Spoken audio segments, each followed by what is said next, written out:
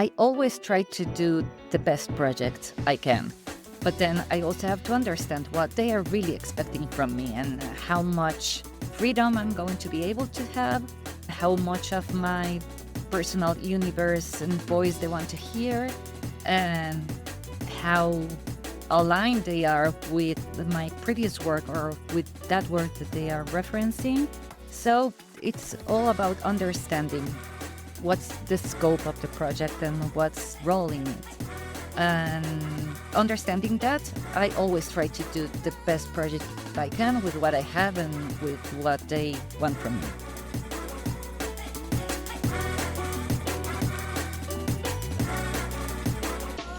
Welcome to Daring Forever, a podcast about being human, wired for wonder, capable of courage, perpetually becoming. It's about the waves that knock us under and the strange, stubborn grace with which we surface. My name is Radim. I'm an author, creative, and an eternally curious human being on a mission to speak to incredible people whom I call forever daring humans, those in pursuit of an extraordinary life. Every week I share an interview that is packed with amazing stories, value, and I can only ask you, how will you dare forever? This podcast is inspired by my upcoming book titled Daring Forever, which is now available for pre-order out in October.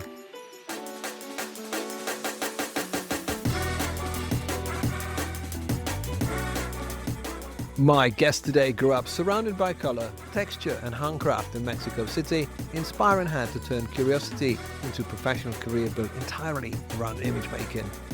Paloma Rincón is a visual artist and photographer known for bold graphic photography that juxtaposes the everyday into something entirely new. In this conversation, we trace her journey from Mexico to Madrid. We talked about many happy accidents and why she believes that taste will always be the key to great work. This is an honest and colourful look at what it means to dare forever.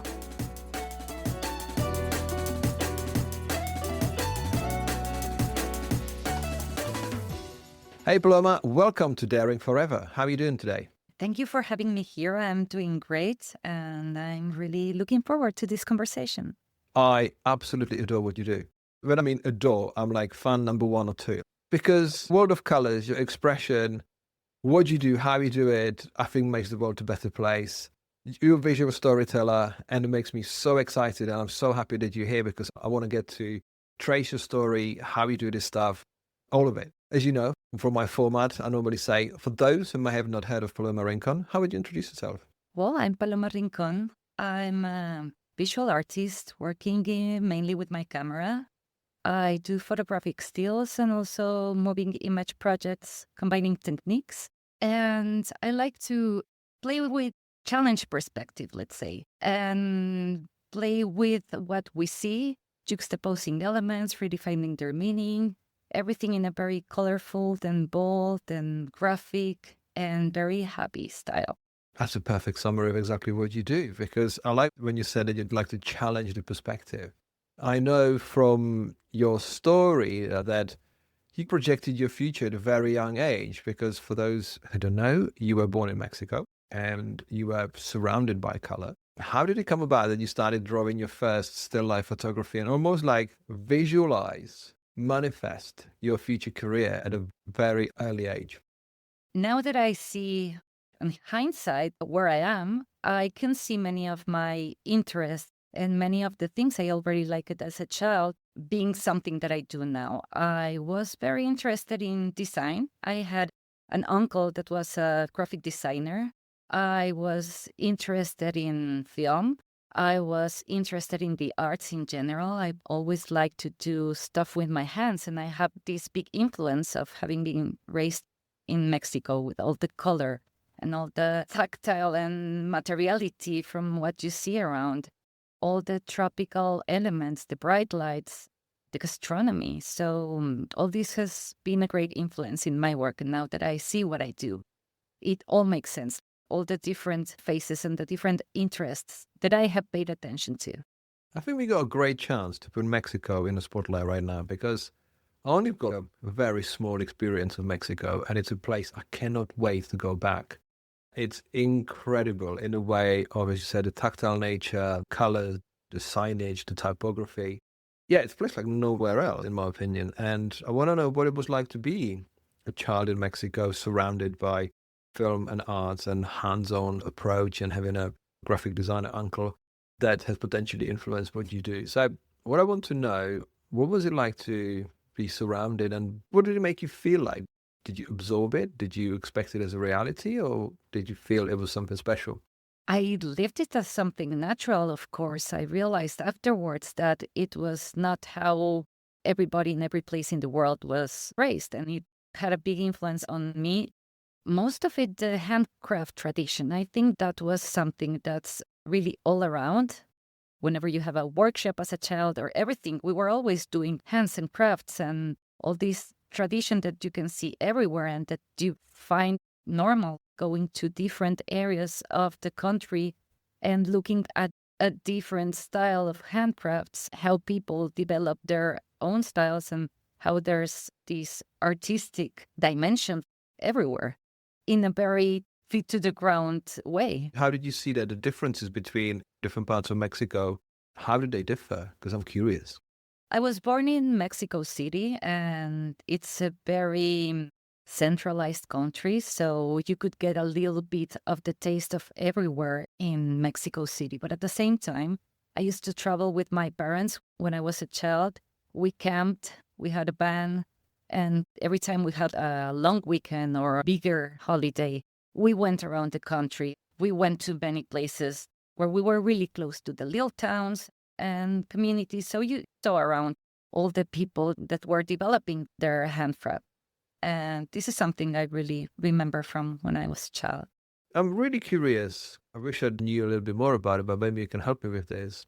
The use of color throughout most things that Mexico does is vivid, it's alive, it's, I don't know, I'm trying to find a word for the biggest connection ever because it just makes you feel alive. How did you perceive the color and how did it make you feel of your surroundings? At that time, I perceived it like something natural. It was more like a contrast when I came to live to Spain, where I saw everything was monochrome, much flat, and I saw red brick everywhere, not having this variety of color, not just color, also materials, different materials, and a very free way to use them without having much shame about the combination, without thinking too much about it. So it's very spontaneous, I have to say. That's interesting talking about a contrast because, yeah, we take for granted, sometimes unknowingly take for granted what's around us, only to when we change the scenery to realize, oh, that was special and I didn't potentially know it. But from your early explorations with the often your box of crayons and creating still life, imagery, where did that curiosity come from? Was it based on your surrounding or would you say you found something within you that was waiting to be discovered creatively? I think that I always found pleasure and the ability to focus. And when I was engaging in something creative, whether it was painting, I also used to build stuff with paper, houses. And I was more interested when I was a child in building the space where my dolls will be living than to play with them. So it's always been more about creating something in the physical space, painting it. So this is something that I was able to put in my work. I think we are tracing the early creative and designer in your early play, being interested more in the dolls' houses than in actual dolls. I like that. Where did you find the next step towards the creativity that you do today? Because I'm sensing a lot of wonder, lots of curiosity in your life, in your creativity as a child. But how did you get on to make the next step to become who you are today? I had a chance to start to learn photography when I was still in Mexico in high school. And I remember that I completely fell in love with that magic that happened in the darkroom. That was when everything was analog and you had to get into a dark room with a very dim red light and see if whatever you shot was going to come out or not and what shape it was going to take. So that felt really special because it also involved this thing about mixing the chemicals and getting the paper and developing the surprise effect. So it was not just about taking pictures, it was also the process of developing them and making the prints and all that was involved with that. So that was my second crush with a creative side. Do you remember the first time when you saw a photograph come alive in a way? Do you remember that feeling when you said you were mesmerized with the darkroom? Do you remember that feeling when you saw that happen for the first time? Because it only happened once, and you're like, oh, I need more of this. Yeah, I do. I remember we had to shoot our first roll. It was at school. So photographed a stack of chairs that was to a wall. So it was something that was very geometric, very architectural at the same time. It was a lot of straight line, something that has been following me, the straight lines. And I remember going into the darkroom and seeing how those lines started to show before you would even start to understand the image that was coming from it. I remember it felt special. You said the straight lines follow you, but I look at your work and I can't see any straight line. It's really interesting. What do you mean with straight lines? Whenever there's something that is geometric and straight, it really has to be straight. And this is something I think that's kind of tension that I think that you can find in my work. There's something that's like a geometric component that has to be very sleek and perfect. And then there's this other side, which is organic and fluid and more as you can find it in nature, let's say. Love that. And now I can see it. Now you say what that means, I can actually see it. Because, yeah, I think there is something about, I would say, that's a sort of design in nature also, that if something should be straight and you can make it perfectly straight, there's no excuse of not making it straight. I think that grounds the image. And every time I see someone taking pictures like Titanic slightly at an angle, I'm like, what are you doing? Why? Don't do that, please. But that might be just my bugbear, maybe yours too. So the darkroom, do you feel with the experience of darkroom that with the advent of digital photography, that immediacy of, oh, is this a good photo or not? Do you feel that potentially people who come through that don't have the experience or might not even have the experience of darkroom, do you feel like it's giving you better understanding and better appreciation of the craft that people today might be missing? I do think that having learned photography in the analog era has brought me a deeper technical understanding, but not just about the darkroom, because I have to confess that I haven't been inside a darkroom for ages. It's also about all the rest of the physical dimension that photography has. The camera is a black box, we have a lens, we have light coming through it, and we have all these games. This thing about light shaping or kind of sculpting the elements that you have in front of the camera. So this is all a physical dimension. And when you have to learn deeply, having to think a lot about the different outcomes that one decision or the other, I think that you learn in a different way. I do think that you can develop that now with this trial and error and immediate feedback that you have with digital, but it's just that before you really had to, there was no option. I think there's an element of depth when you shoot. I'm going from my sort of rudimentary experience of the craft, right? But I feel when you know more about behind the scenes and how it used to be done, it makes you think maybe about a composition, about the way you take a photograph, makes you think differently. Because as you said, with digital, it's a trial and error. You can try 15 different settings and shoot something, and one of them might be right. But that was my question.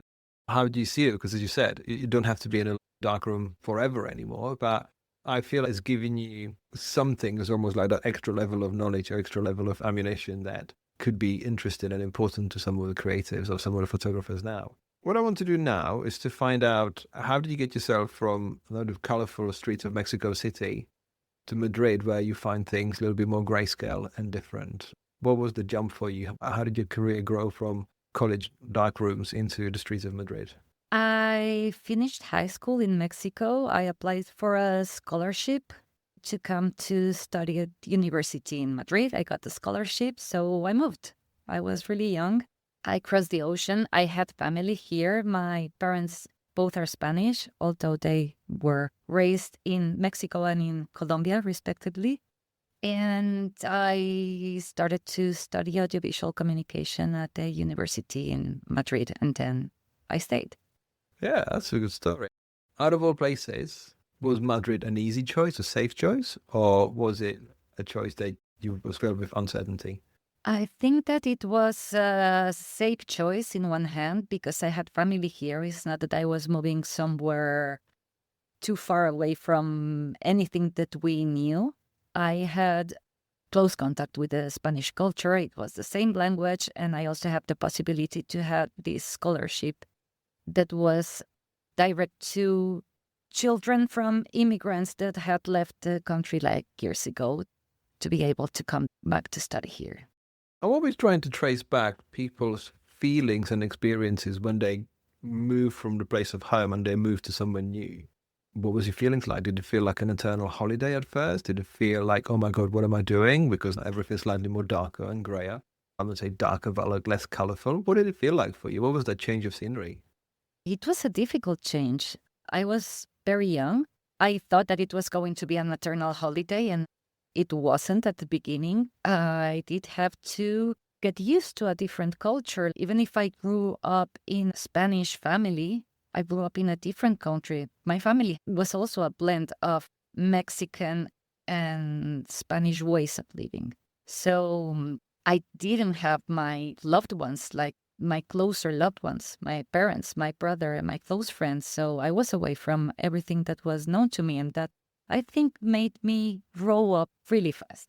I had to face many situations that many people don't face, from paperwork to banks to stuff that you don't have to solve everything at once. That was a little bit overwhelming. I also think that that taught me and gave me a great dose of discipline and, let's say, self-control. But it's not just control, it's knowing how to deal with your own time, with your given resources, and do the best that you can with what you have. I think that was helpful. It's been in the rest of my life where I've always been a freelancer and I've never had a payroll, knowing from an early age how to deal with all my stuff. My parents came frequently. They stayed here in Spain with me for 4 or 5 months initially, but there was a big part of the year that I had to deal with all my stuff. I'm glad you're open about it being difficult because, as you said, you can expect it to be an eternal holiday, but the reality, as you said, made you grow up faster. But I feel that there's some self-determination that pushes you to make something a little bit faster and further and stronger than the people from that native place of the same age, because you've got a bit more sense of urgency. Obviously, you've got more paperwork and bureaucracy to deal with. And having had a similar experience myself moving from one country to England was the fact that I believe it made me even more determined to make something happen with my life. And I think that was, in my opinion, like the first sort of element of daring forever. It's just, how do you go somewhere with a half a plan, a pinch of plan, and then color in the rest and keep coloring it and just finding out what that would be? Because there is something about that shake-up. I think being comfortable, of course, I'm not saying that this is the only way to make your life. Move somewhere else, be uncomfortable, see what happens. If it doesn't work out, you can always go home, as some might would suggest. But if it doesn't work out, then you've got a fallback. But I think a lot of people try really hard in these situations not to use the fallback, because you've got that chance to really build something as meaningful and stronger and faster than potentially would as a local. So with the university studies and the change of scenery, where did you find yourself next? Like, how did you start developing who you are today? Obviously, photography is your tool of love, but where do we get that connection with the visual storytelling that is so unique to what you do and the way you do it? I feel like you brought Mexico with you in terms of color and shapes. How do we start shaping your signature style from that point onwards? I think it was something that happened small steps at a time. I remember having my first photography courses when I was studying at university and building my own little works, even if it was for a depth of field exercise. Somehow like to have certain doses of control, and working with small elements in a very controlled setup, as it is when you work with still life. I think that those were my first steps. Then I started to work at a photography studio. I started to have available all this gear and equipment. I started to do closer collaborations with friends.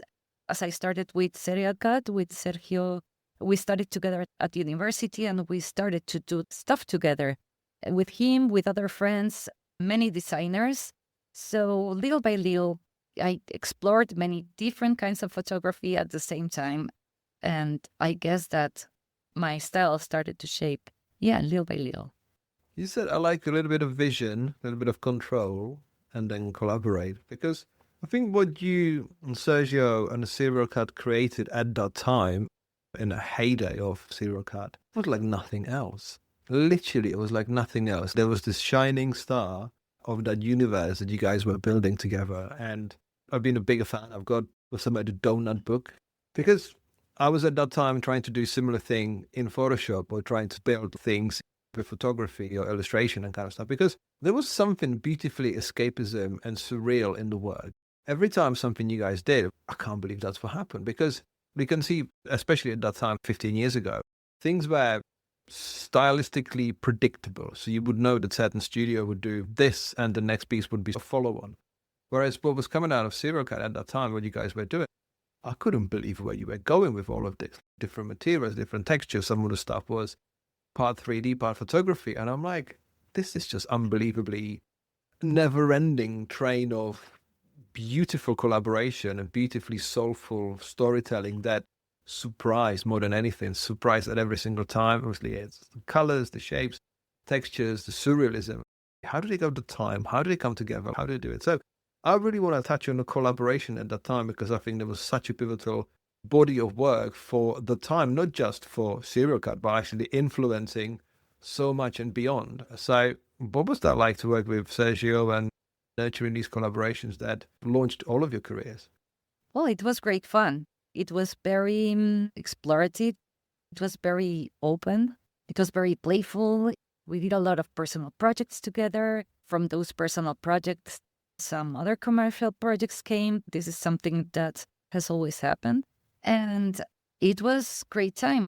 The very beginning, I was working at this rental studio where photographers from different disciplines came to shoot. And whenever it was not hired, I could use all the stuff they had. So that was amazing because having elements to do a serious production, playing with lights, playing with materials, playing with surfaces, playing in a big style. But other times, when I wasn't working at that studio anymore, some of the projects were happening at my living room.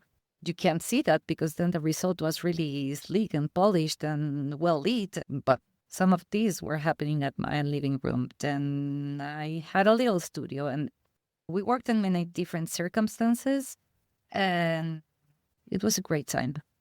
Yeah, it definitely looked that way. And I think what I really want to know, because when I see your photography, and it takes me back to what you said about you building your own dolls' houses rather than playing with the dolls.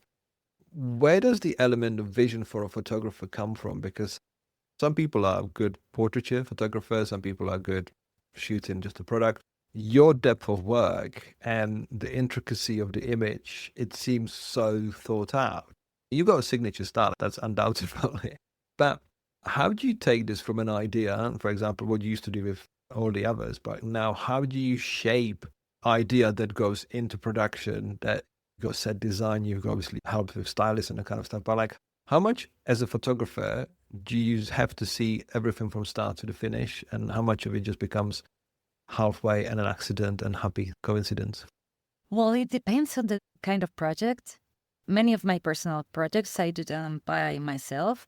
I also do some collaborations, but I do enjoy doing some personal projects that are very personal. And this is that I don't have the influence of anything else. And it's also where I can have an internal dialogue and see how I flow through the creative process.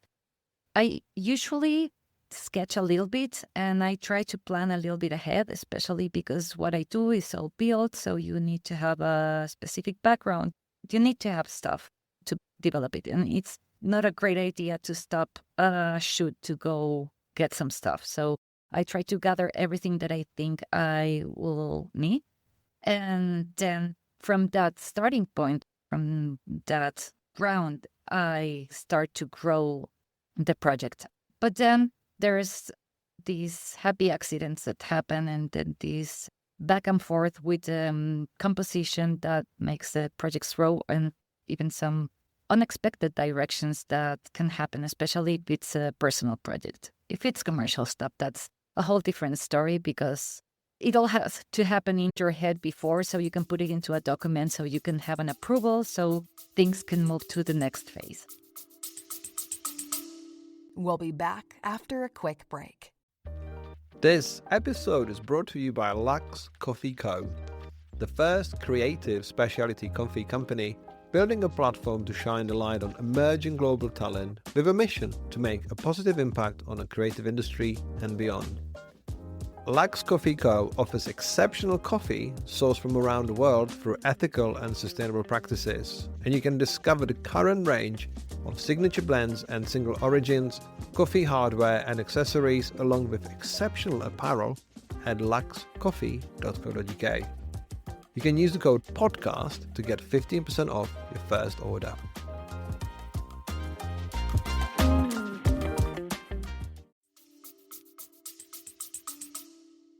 This is what I wanted to know, is how do you work? Do you have an idea what you want to make, or do you work on certain narratives? Do you write your expressions and then you try to work on it, or is it just literally a sort of moment of inspiration going, I'm going to make that? Of course, first thing is the idea, but this idea could be something very loose and doesn't necessarily have to be close to the earth. And this is the most exciting part, I have to say, when you have this initial idea and you go, wow. Then you start to try to shape it and to make it and define it into more specific things. How is it going to look? How is it going to come together? You start to ask all these questions that have to have an answer before you even start to build it. What's the scale? How is it going to be lit? How things are going to hold?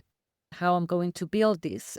And this is a phase that comes with a little bit more of anxiety, because you have a lot of questions. You still don't have the answers. And once you start to have the answers, you start to feel a little bit more relief. And this idea can combine with some other ideas that come across in the process. And to go through this look again, this little anxiety of more questions to be asked until you have everything more defined, and you probably have the set elements that you need, or you have a plan on how you're going to build them, or you even make some tests about how this or that could work or not work. So yeah, this is basically what happens inside my head when I have an idea. You mentioned the word juxtaposition earlier, and your work is full of it. Absolute beautiful extra meanings, ice cream with a cactus for leaves, and more and more and more. Wherever you look, there's something that's got this edge. Where does this come from? Is it humor? Is it your creative philosophy? Or is it to make people think about stuff? Is it social commentary? How would you define that use of juxtaposition? I think it's a bit of humor and an unexpected way to look at something. I'm a very visual person, so it's easy for me to see things in other things, to connect shapes or to connect a functionality. I often go to places when I'm sourcing stuff for my shoots. I often go to a store and ask for something that looks, and I describe a look. What do you want it for? Don't worry, I just need it to be photographed. So I just ask for things that look as other things, or that I imagine taking them away from their initial function.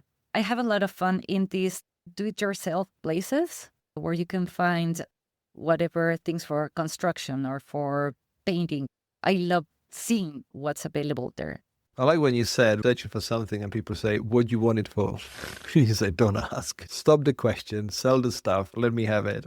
Because sometimes it's almost impossible when you try to explain to people what you're going to do with something. Because I find personally almost a little bit soul-crushing when you tell someone about an idea that's so obvious to you. I'm going to do this with that because of this. And they go, that's amazing. And you're thinking, oh, I wish you had a sense of wonder like this too, because it almost seems too natural that that's how you see the world. You expect other people to see the world that way, only to realize they definitely don't. And I say, it would be beautiful if we had a world full with artists. We wouldn't potentially have as much carbon pollution. We would get somewhere further. It would take a lot longer to get anywhere in the world. But I think that sense of wonder I think it's a gift that I personally feel that as creative people, we should have a deep sense of gratitude that we were born that way. It comes obviously with all the other troubles, like the insecurity, anxieties, all the ambition kind of thing. Like obviously it plays into your mind going, I wish that was easier, because the people making trains and whatever, they are definitely not doubting themselves if they're showing up as their authentic selves to decide the span of the train carriage. I don't know where I'm going with this, but I'm trying to say we are different people. But I love that moment when you almost make someone's day or make them think differently when you're sourcing something or you're describing your project you're working on and they go, oh my gosh, I wish that was my idea maybe. The moments of discovery, I understand that you sometimes have a plan and half a plan, but I guess sometimes you come home with things that are totally unexpected. Yeah, for sure. The watermelon in the disco melon crystals, that was something that was completely unexpected. I was working in this series, the Heatwave series, that initially was these images that were like more composed still lifes with more elements, and it was a bit of a more classical approach, although they were shot in direct sunlight with no artificial light. I also wanted to shoot at the side of a swimming pool because it was in the middle of the summer in Madrid. It was really warm and I wanted to see the water and the freshness of the water and also to be able to jump into the pool once in a while. But these more simple images, the one that juxtapose two elements like the pineapple, the cactus with the ice cream cone, and those just came from working. I was there by myself just putting together stuff, and suddenly I had this piece of a disco ball that my neighbor had gave me, and I just took it. It was crystals. I love all things reflective and refractive and playing with these very photogenic things.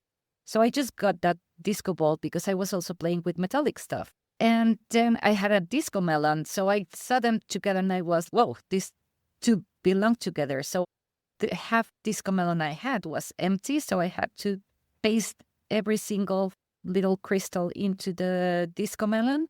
And that was the first of those images when then I started to pair the ice cream cone I had with the cactus, like all by shape. And this is where the second part of the series started somehow by accident, by being in the creative flow completely. I was letting me go. I have my box. I was thinking inside this box of working with natural light, glass at the side of a pool, and with metal, but all the rest happened just accidentally, let's say. I think the happy accidents are brilliant because we spent parts of our careers not knowing what we're doing. We are happy to tell everyone we don't know what we're doing. People are clapping. You're doing great, even though you don't know where you're going. Then you find out a little bit more about what you do because you realize you can't get too far on ignorance. So you learn more. And then you realize, you know what, actually, I should not know too much about what I'm doing because that's where the sense of wonder and the magic lies. So when I see your disco melon, I don't know where this is going, but there's a feeling it's going to go somewhere good. For those who may have not seen your work, they really need to go on your Instagram and see that image because I think it became one of your trademark pictures that you did.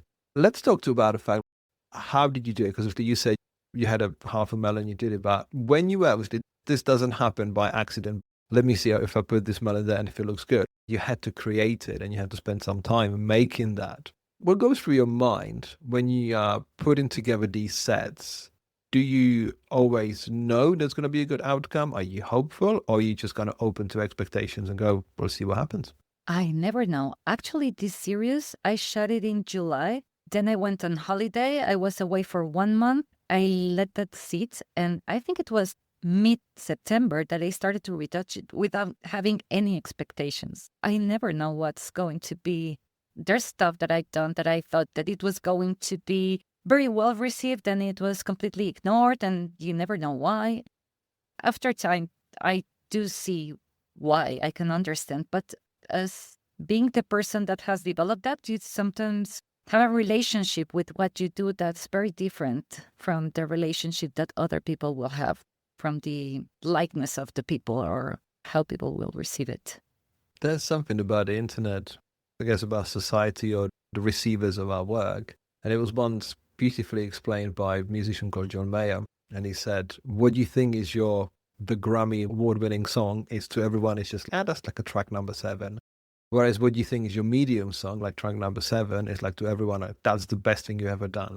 I think the mismatch in expectations, in our expression and expectations, it's totally different. Because I think when you allow yourself to think, I'm doing this for myself right now, and we've got no expectations whatsoever apart from me being genuine on my artistic career, that's potentially the best place to be. Of course, the humanity, the biological nature of ourselves goes, but I'm expecting something out of this because I want to be validated. Am I doing this right? So I think it's an eternal battle just to go, whatever goes, it goes, right? Because it's hard just to go that way. It's also that sometimes we create a relationship, maybe because it took us a lot of time to do it, or it was a great effort, or we're putting also expectations on that. So you are expecting an answer that is as much as your expectations. But maybe that's just your problem. It doesn't necessarily have to come or have to be seen in the same way. People are not attached to it. They didn't do it. They didn't know the process that was behind it. It was more or less difficult. So it's a completely different reading. When you think about the world that you've created, so the expression of what you want to do when you put it out there, and then the client shows up and says, hey, we've got some work for you. What level of control, expression, freedom, constraints do you exercise? Do you approach these projects with minimal expectations, or do you have high ambition that you really want this to be as best as possible and then get slightly disappointed we might not be as good? So how does your work and commercial environment pair up together? I always try to do the best project I can. But then I also have to understand what they are really expecting from me and how much freedom I'm going to be able to have, how much of my personal universe and voice they want to hear, and how aligned they are with my previous work or with that work that they are referencing. So it's all about understanding what's the scope of the project and what's role in it. And understanding that, I always try to do the best project I can with what I have and with what they want from me. It's better for me, and I think that they can get the most of me if I have a little freedom, or at least if they communicate in a transparent way what their needs are, and I can offer the solutions I think are best. It's always about hearing them. There's sometimes where they just need a little bit about you, and then they will transform that into something that maybe is not as aligned to your vision as you would like, but it's also commercial work. It's meant to solve their communication needs. It's meant to solve their problems, and it's not the place where you most times can do whatever you want. There's something about your signature style that is so instantly recognizable, because I've known your evolution of your work through abstract, wonderful, interesting, weird. And then I saw you shoot a campaign for Deliveroo, and I've never seen any food shot as well with so much vividness and zest. I'm using the totally wrong adjectives to describe it, but I knew that was you. And it felt so far from what I've known you for initially. How do you do it? Because it's magic. That campaign was really cool because they were looking for someone that could shoot food, but that was not a specific food photographer. So it can give food a different dimension. So I shot these burgers that have all this cheese melting and are very gooey. And it actually connected with this thing I have for texture and for liquids and for gooey things. And it triggered personal project afterwards that was much more weird, but it was connected with this visual language and food photography where you want to make everything very appetizing and very synesthetic. And it was for me a great thing to explore afterwards. And I really enjoyed that campaign. I still see all that cheese falling in the hands, and that burger looks good. It still looks absolutely amazing, because there is something, as I said, as I've used all the wrong adjectives to talk about, like how it's got energy in a still life. And no one's ever said on this podcast how they got a love for the gooey stuff. So that's definitely my first here. What I'm wanting to know is, you talk about retouch, about the mechanics, obviously, when things obviously happen in camera, and then the element of retouching Is it something that you do yourself? You got people to do it for you? And how much control do you put into this? Because obviously I can tell as someone who's been jack of all trades and master of some, I used to work with retouchers as an illustrator, as a sort of a third party in a retouching studio. And I could not believe how much magic these guys were doing 20 years ago when they used to say, hey, I think you need to remove the yellow in your blue channel. And you're like, what are you talking about? Those guys are masters of imagery. So how much did you have to learn about retouch, and what do you know and how do you guide it? Because how important is it still to a final image? Yes, I do retouch my personal projects, at least some of them, but I'm not a professional retoucher. I'm slow, I'm too obsessive. I can be retouching at 400% just because it feels good to leave everything super clean. So that's not being very efficient. I do enjoy doing it. It's meditational. It's when I get to listen to podcasts or some kind of music, that whenever I'm doing stuff where I have to put more attention. But whenever I have a commercial project, I work together with amazing retouchers. They know how to do things great and fast. And also because whenever you are supervising something, it's better if you're a little bit outside, being the one that's has been having that image for many hours in front. So if you're a little bit outside, you can spot things that are not working or that can be improved. So whenever it's client work, I do prefer, and I think it really works much better, not to be such involved in the image. There was a guest on a previous season of the show, and she mentioned the word surrender. And I hadn't thought about the word surrender before. She was talking about food and like how we surrender to the experiences when it comes to actual food, eating food experience, environment, and having the last bastion of agency about what we put in our mouths, right? What food meant. And when I think about your work and as a photographer, like how do you surrender to those elements? You let it go. You actually pass it on and actually see what might happen, because as you said, you can be obsessive about your own retouch because you can be closed up in the world, and there is definitely magic in doing everything yourself. But what is it like when you almost surrender the next part of the work and just direct it and see what comes? It's actually amazing because it's like teaming up with people that know better to do that part than you. As much as I love doing some of my personal projects myself, I even more to have a great team and to be able to team up with professionals from different disciplines that bring all their expertise and can make the project more interesting, can bring great ideas into it, and can make something grow. It's a different thing. It's what you get from a personal project that's very personal, where you can be working by yourself. And I need both. What happens when you create this synergy with another professional and creative mind that can bring their magic, something that you didn't expect, that wasn't in your plans?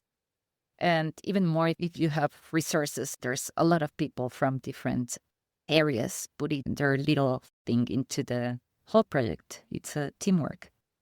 Definitely. It sounds like you're surrounded by the right people for sure. Obviously, we always look forward in our lives to see what's lurking around the corner.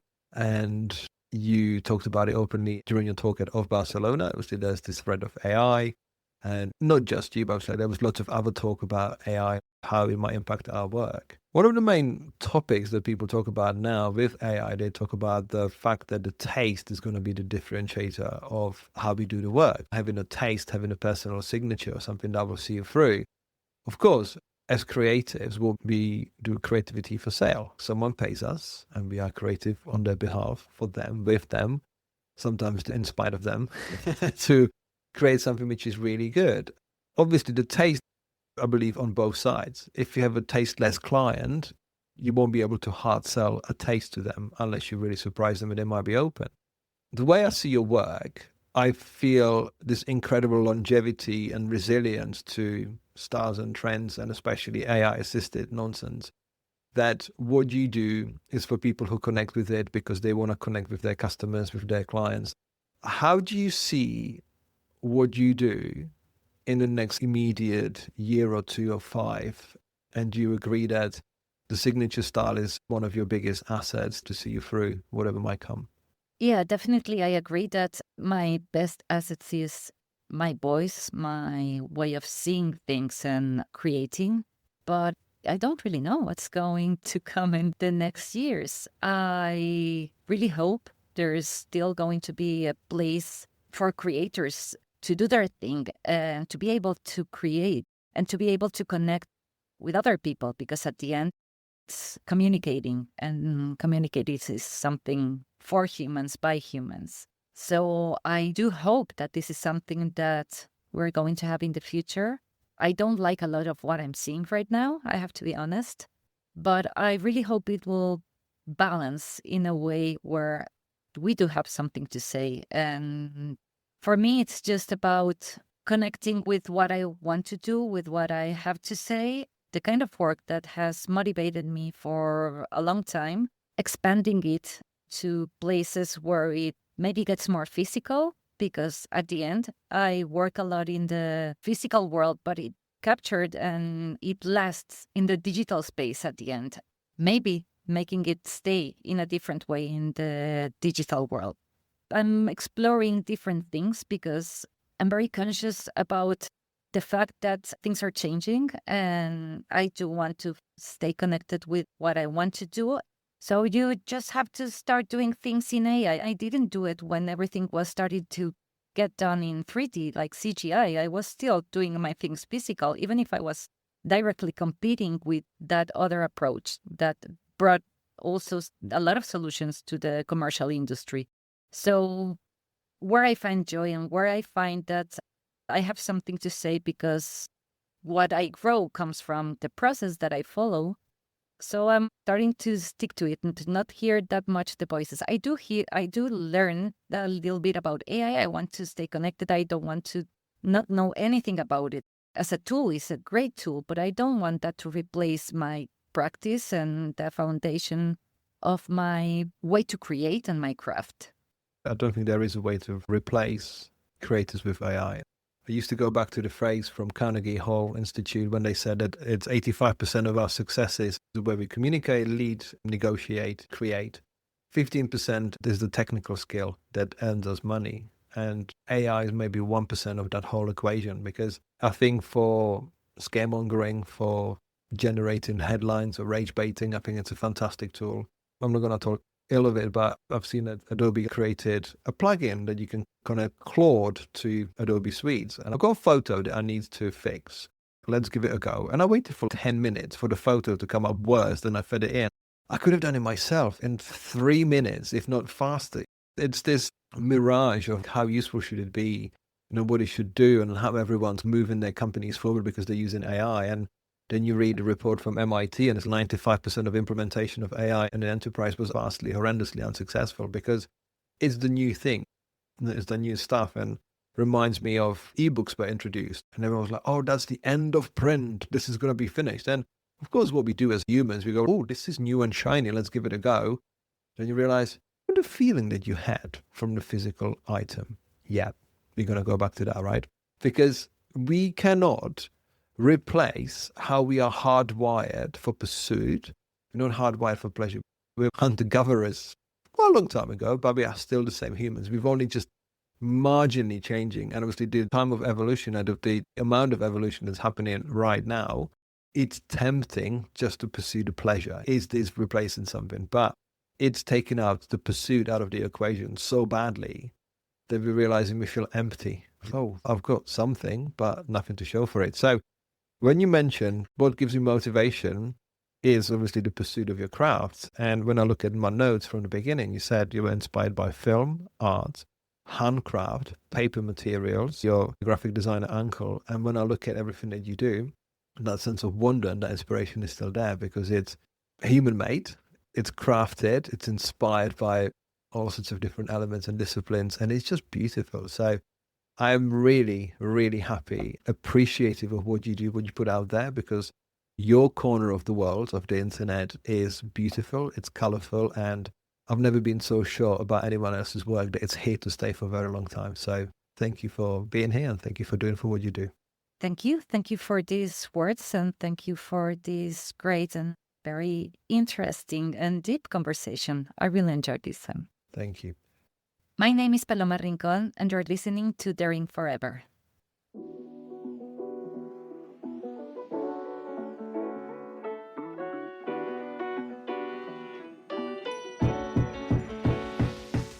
Hey, thank you for joining me on this episode of the Daring Forever podcast. As always, I'd love to know your thoughts, questions, and even suggestions. So please get in touch via the show notes or social channels. This episode was produced and presented by me, Radim. The audio production was done by Neil Mackay from 7 Million Bikes Podcast. Thank you for being here, and I hope to catch you in the next episode.